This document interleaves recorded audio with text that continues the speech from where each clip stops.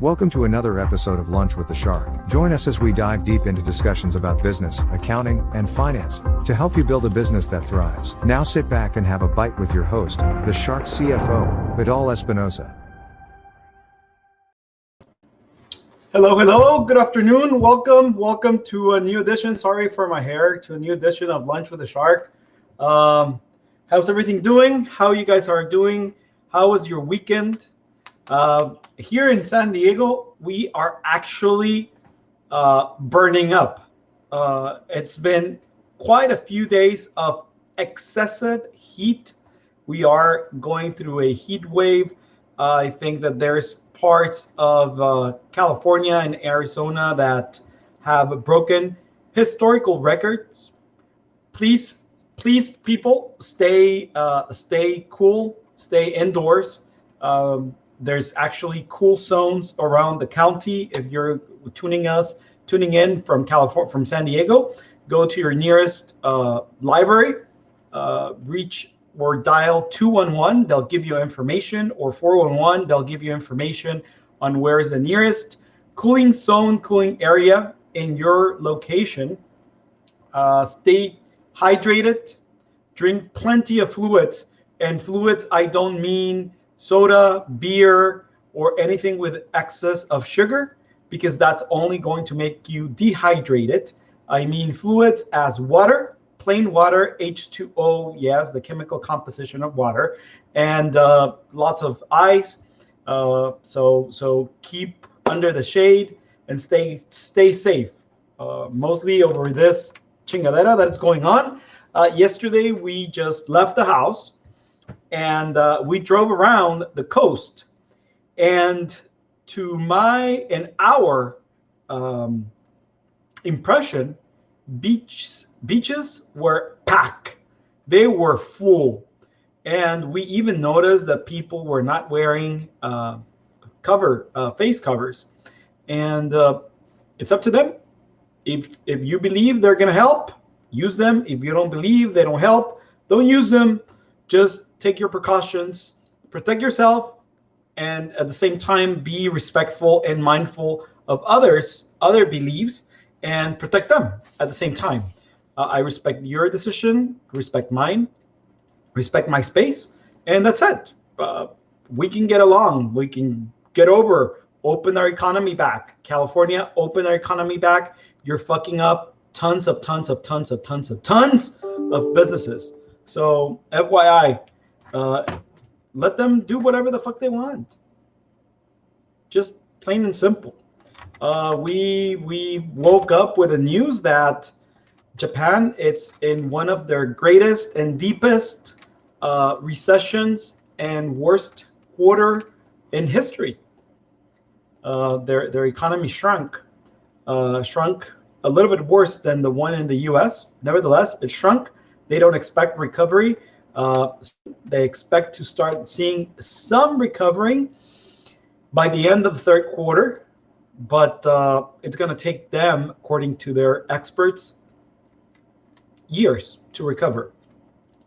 China and the United States abandoned the negotiations and talks to get into an agreement on trade. That affects our economy in the US, that affects the world economy, because China provides a majority of our products. And I'm not just talking about the United States of North America, I'm talking about the whole America. I'm talking about part of the world. So people to our governors, fuck your personal beliefs. Think about the world. Think about the people that you're representing. And I'll say it to both people on both aisles, Democrats and Republicans. Okay? That's all. That's all I'm going to say. So, talking about the economy, we know that we are in a bit of a pickle here in the world. And just to phrase it a little bit interesting, in a bit of a pickle, as Sheldon from Big Bang Theory will say, we're in a pickle. And there's a financial pressure in this reality that has made very complicated every company reconsider their business model. They are surviving, and at the same time, they have to adapt. Mind you, not every company is adapting. They are trying to survive, thinking that things are going to go back to the way they were. Newsflash. Things are never going to go back the way they were. If you're just surviving and have not looked into a new business model, start thinking and start looking into a new business model, because you're going to suffer. You are just on a borrowed time, to put it in a way. You are connected to a machine that's keeping you alive, but there's nothing there that you're doing, if you're not looking for a new business model, that is going to keep you alive once they unplug you. Okay? It's harsh, but it's reality. It's harsh, but it's the reality. Have you thought on all the ramifications it will have on your processes? And how ready are you to take in the mistakes that you've done? Is this going to help you improve? Are you making those significant changes? And I'm talking about your systems and your process, and most of them in your mind as to where things are going. So come and join us to learn about the different risk factors, from legal liabilities to digital threats we are facing on this business ecosystem post COVID-19. And mind you, COVID-19 has not finished. We are not out of it. We're on it. We're in it, right? But what we need to do is we need to realize and accept that things are never going to go back the way they were. We need to be moving forward proactively and not surviving. Let me start by telling you what's the definition of risk. Risk is a chance of harm or loss. I'm going to ask you, have you assessed your chances of harm or loss if you don't change? And I'm going to be very blunt. What's the worst that is going to happen if you have not assessed and taken any proactive actions towards those harms or losses that you might have come up through this assessment?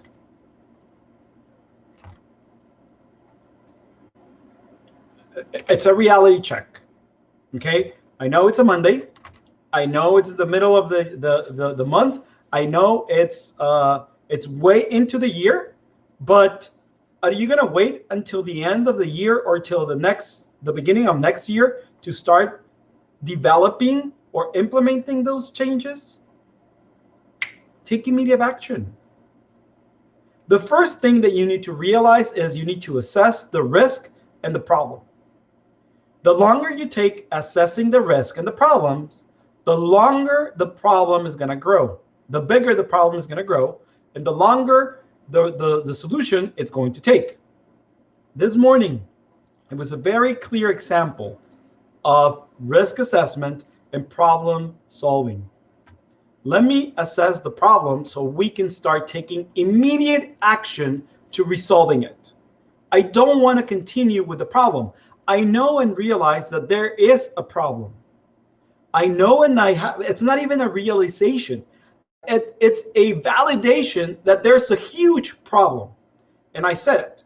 Is there a problem of communication, or is there a problem of a deeper, meaningful vision? If it's a problem of communication or actions, it's an easy problem. It's an easy problem to solve. But if there's a problem of vision, then we have a problem. My first communication was, how was this morning's meeting? And somebody said, bad. A lot of things to tackle. I said, no, it's not a bad meeting. It was an amazing meeting because there was a realizations. We realized that there's a disconnection, but I just want to see if that disconnection, it's communication. And most likely it's going to be communication issues. Trust me. So we assess. Internally, let me tell you, we are assessing and taking actions to solve those problems. Don't fixate yourself in those problems. Yesterday, we were having a conversation, Jeff and I, and we were saying, you know what? Some people tend to say, you're wrong. You have a stupid logic. Mind you, that I don't think the way you think, that doesn't mean that I have a stupid logic. First of all, learn how to use the word logic. Okay? What you're trying to say is not that it's a stupid logic. There's a stupid reasoning. Learn to differentiate between logic, reasoning. First of all. Second, the fact that I see the glass half empty doesn't mean that it's not half full. Risk assessment. The fact that I do not see the glass half empty, does not mean that it's not half full. But that's not logic. That's reasoning. Okay? Ding. There's a little bell right there. So let's start learning how to use the words properly. Let's learn to assess. And we are going to be extremely apprehensive on assessing our own problems because they're going to go against our beliefs. This is what's affecting us from, or this is what it's precluding us, prohibiting us from assessing and creating a new business model in this reality. And we're trying to survive financially in this current situation because our beliefs are telling us that everything is going to go back to normality. That's our desire. That's our wish. Mind you, yes, I want things to go back to the way they were because we hate change. But it's not going to happen. It's not. It's not going to happen. It's going to continue the same way things are right now, and we need to accept it. But we need to act on them by assessing those risks. Okay? So by assessing those risks, by saying, what are the chances of harm or loss? The first thing you do when you go to the doctor because you feel a bump anywhere in your body, okay? You're going to ask the doctor, doctor, do I have cancer or not? And what are my chances of living? You are actually assessing the risk of the harm or loss. You want to be prepared. As business owners, we have to take into account all possible risks that our business faces. We have to. We can't turn a blind eye to those problems, to those risks. I'm going to tell you a quick risk before we dive deep into this topic. And a huge risk that we as business owners do, we try to use our bank statement as a guide to my financial success. I'm going to ask you a couple questions there. Does your bank statement reflect the checks that you've written that have not been cashed? No, it doesn't. Does your bank account reflect the sales that you've done that they have not deposited into your bank account? No, it's not. Does your bank account reflect the accounts payable, the bills that you still have not paid for the month? No, it doesn't reflect that. So therefore, why are you using, without assessing those numbers into that bank account as your financial balance for the month or your financial success? It doesn't reflect the truth, the real picture of your business. But nevertheless, we want to use that as a financial resource to validate success. No, it does not reflect validation or success. Even though your bank account shows $1 million, you might owe $1.2 million. Does that show financial success? No, that shows a liability of $200,000. Plain and simple. We will need to be able to eliminate all risk, since part of our job is, as owners, is to mitigate risk. Every single decision that we make has a risk. Every single decision that we have has a risk. Every single decision that we take in our business has a risk. Employment. Every time we offer an employment, there's a risk there. Every time we open a bank account, there's a risk there. Every time we open a credit card, there's a risk there. Every time we sign a contract, there's a risk there. So we live through our businesses with risks everywhere. Looking for potential risk in our business can sometimes be difficult for multiple reasons. It could be that we just don't know about a specific type of risk. For instance, we might not be experts on taxes, and we might not know that import-export carries a tax, a duty when you bring in the product or when you export the product. You might not know that if you export, you have to pay sales tax. Oh, but we don't pay sales taxes in the US. Well, the risk here is that you're trying to mimic what you know from your country in Mexico into the US. Oh, in Mexico, bylaws say this, and this, and this, and that. Well, Mexico does, but not in the US. In the US, you don't do this, and this, and this, and that through your bylaws. You do it through minutes. Oh, but it doesn't say this. Yes, because you're trying to mimic, imitate whatever you know in another country. That's a risk. Trying to utilize your knowledge from your country in a foreign country that you're doing business.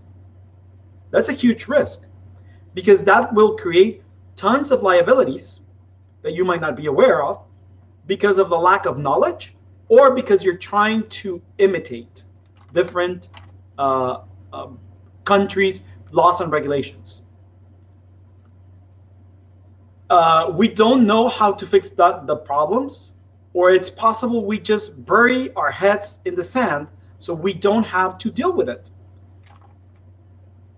I've encountered in more than 10 times people that have come to our office with boxes of unopened correspondence from the tax authority.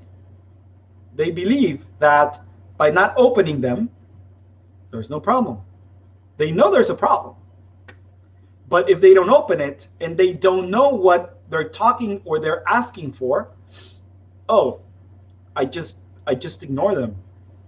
Like there was another instance that we were assessing a possible client, and I said, hey, do you mind providing me with your last year of sales tax reports?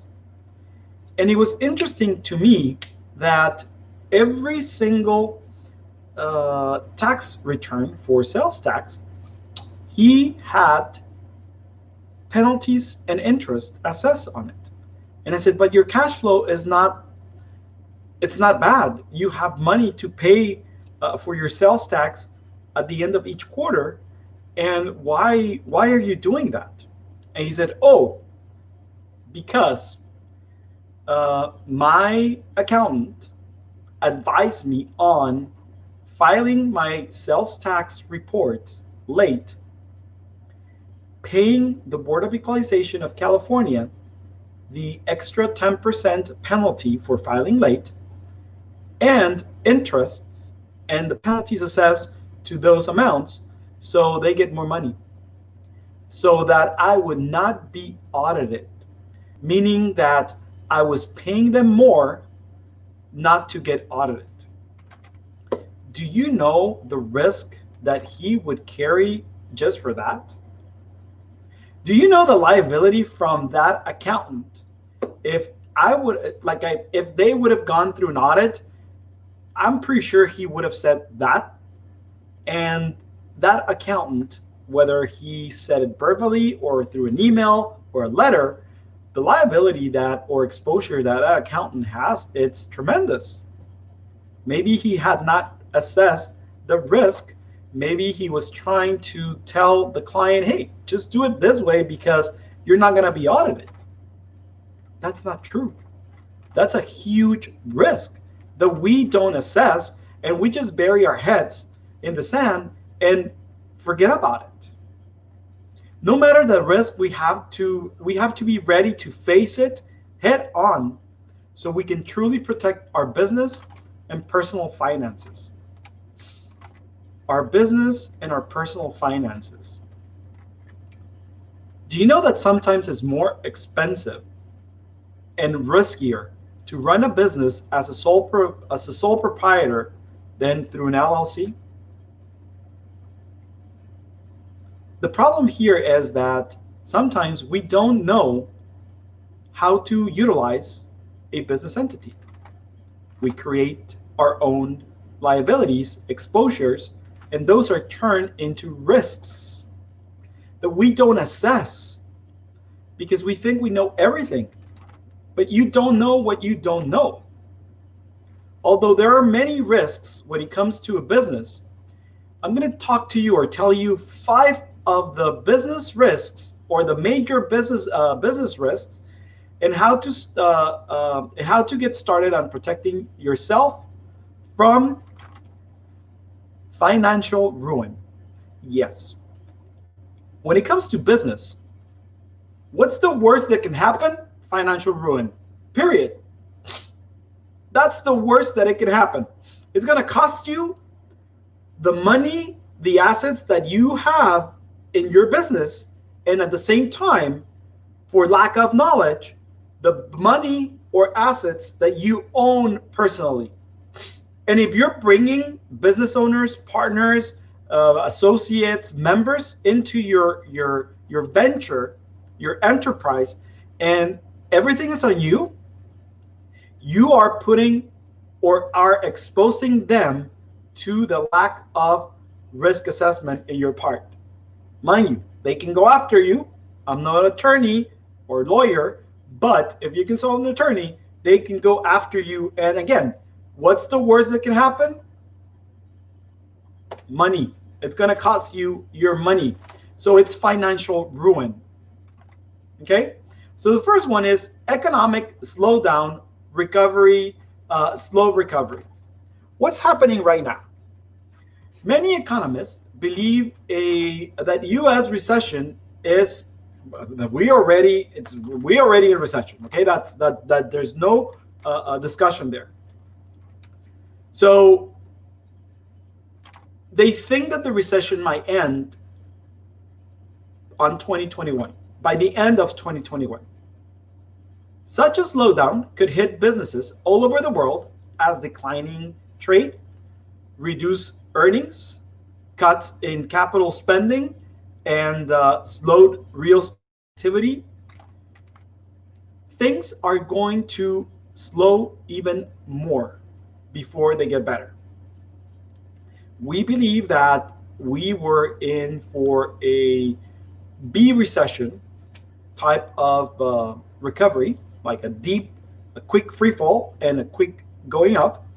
I don't see that happening. I think that it's going to be more now based on the facts, based on time, that it's going to be a U-shaped recovery. It's going to, we went pretty fast down, and we're going to go up in a long period, right? So we need to be prepared as to the economic slowdown and slow recovery. Are we prepared? This morning I received an email from the US Census, and they actually asked us about how the COVID-19 has affected us as a business. If we had asked for a loan, if we have enough capital resources to last for 1, 2, 3, 6 months, a year, have we been affected with loss of clients? Our revenue increased, decreased, stayed the same. Like, it was a very thorough questionnaire from the U.S. Census that it was very interesting. It was very eye-opening, and mostly because of today's topic, that they wanted to know how our businesses and the businesses we manage were coping in this current environment. What are you going through? What are you doing? What are you going to do? How are you coping with this? Have you developed a plan? Have you developed a business budget? And how are you managing your cash flow? Have you done all that? Are you aware that you need to do all that? Do you have help? Are you doing it on your own? Is it a burden? Right? All this affects your business. Number 2, damage to reputation brand. Fuck. Every business faces the risk of a reputation event, such as executive misconduct, product recalls, and data breach that jeopardizes consumer privacy. Any one of these can affect the company brand perception and carry significant financial consequences. No business, it's shield protected from something happening to their brand reputation in any point of time.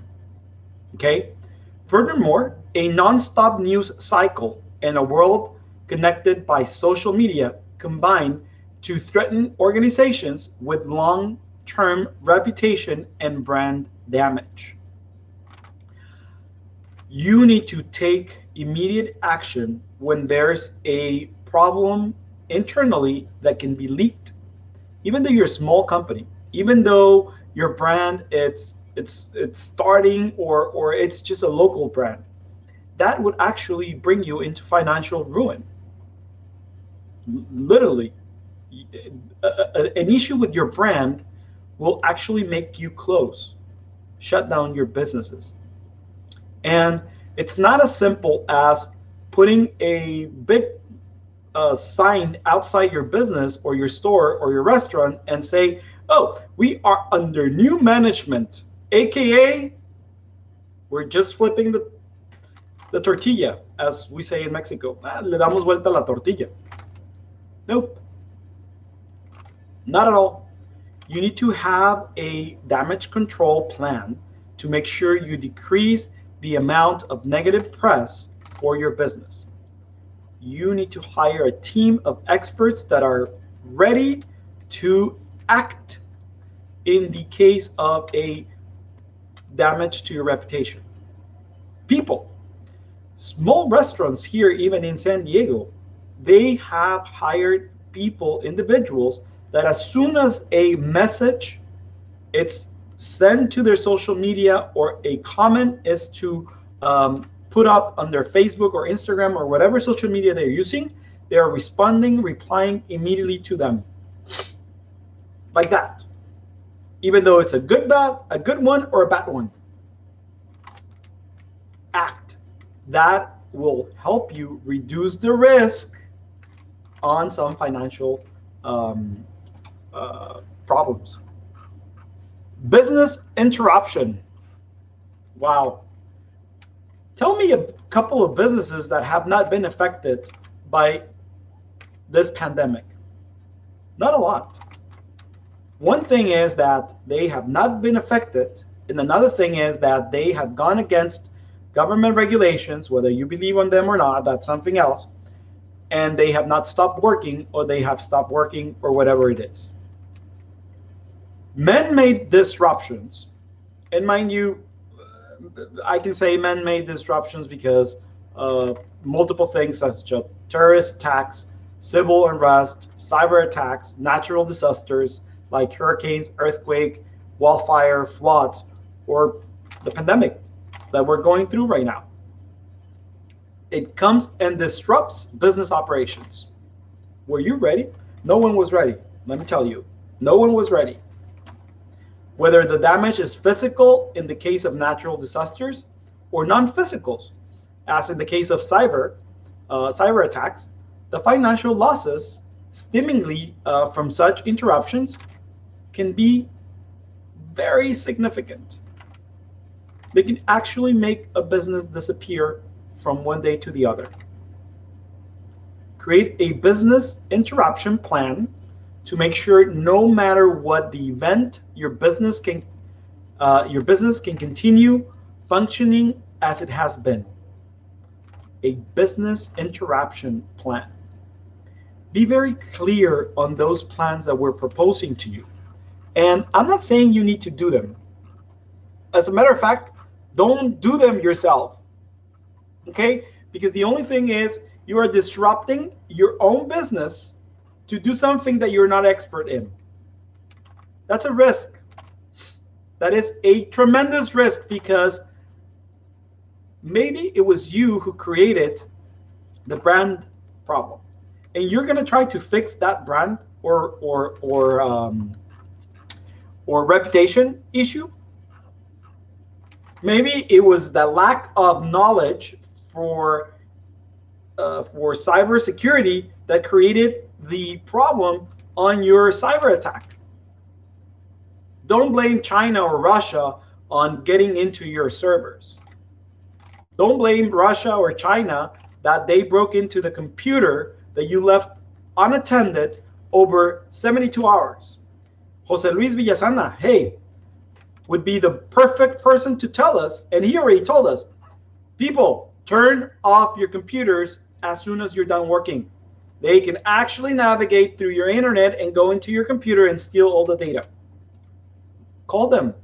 They'll do an assessment for you. You don't have to do it on your own. And talking about cyber attacks, another one is the cyber attack data breaches. Every organization, trust me, it's vulnerable to cyber risk. And industries rely heavily on digital technology to increase efficiency and competitiveness in particular areas, and they are in danger. So get a professional that can handle your IT and can protect it from cyber attacks. Cyber attacks are extremely expensive on companies. You would have to repay any damage that you caused for the lack of protection of the data that you had from your clients. Whatever that data is, if they had been affected, they can go after you. Okay? So in hindsight, it's least expensive to pay somebody, I don't know, $10,000 than to pay $1 million. My insurance will cover it. Trust me, your insurance, it's not going to cover the whole $1 million. Because if they determine that it was lack of actions on your part, they're going to say it's your problem, not ours. You see what I'm saying? So get a professional that can handle your IT, and they can protect you. They can protect you from cyber attacks. Sometimes you can also purchase business insurance that will cover cyber attacks. But you have to be proactive when you get those insurances. You have to follow their instructions. And let me tell you an example.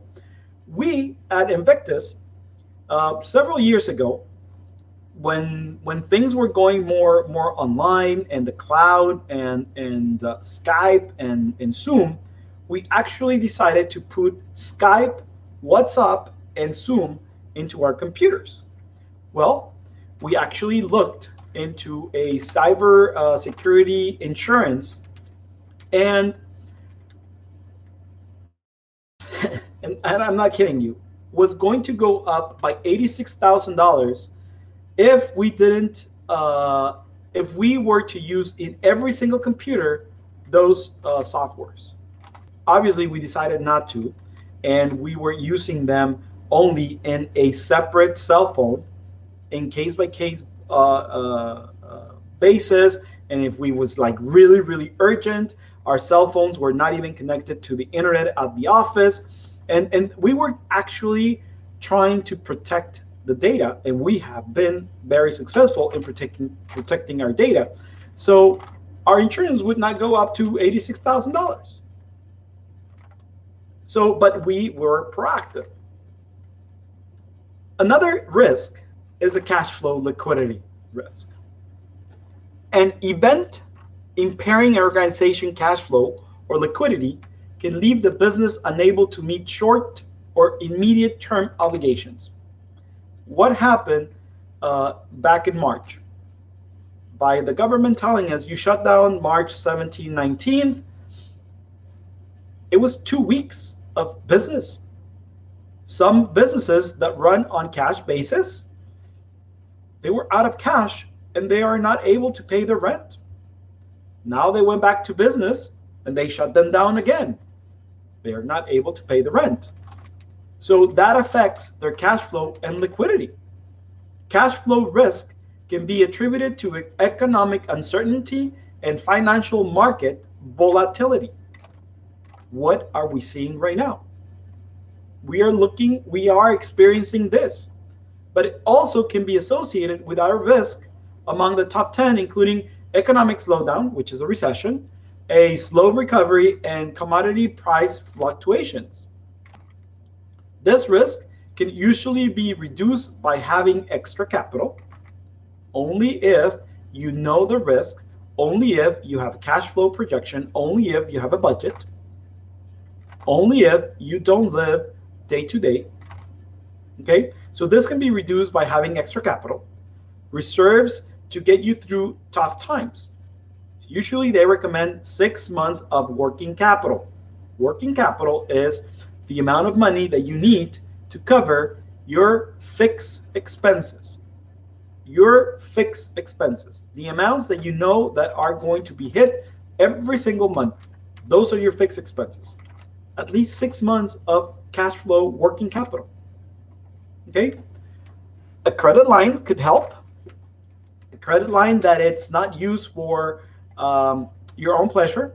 A credit line that it's there with zero balance, but that you have enough to cover unforeseen situations like the ones that we're going through.